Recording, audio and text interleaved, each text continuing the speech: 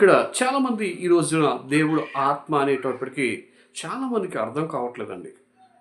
ఆత్మ ఏమి చేయలేదు, సృష్టించలేదు అని ఒక తప్పుడు సిద్ధాంతాన్ని వీళ్ళు ప్రతిపాదిస్తూ ఉన్నారు.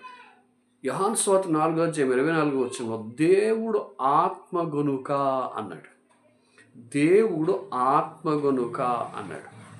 ఈ ఆత్మే, ఈ దేవుడు ఆత్మయున్న దేవుడే ఆదికాండ 1వ అధ్యాయంలో అగాధ జలముల మీద అల్లాడుచుండెను అన్నది.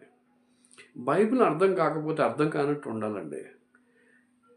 యేసు ప్రభువుని, తండ్రి అయిన దేవుని, కుమారుడైన దేవుని వేరుపరచటానికి ఇక్కడ చూసారా ఎన్ని వాక్యాలకు వక్రీకరిస్తూ ఉన్నారు. దేవుని ఆత్మ సృజించనుంది, దేవుని ఆత్మ గనుక అన్నాడు.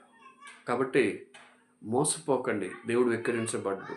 సత్యాన్ని, బైబిల్లో ఉన్న సత్యాన్ని తెలుసుకోండి.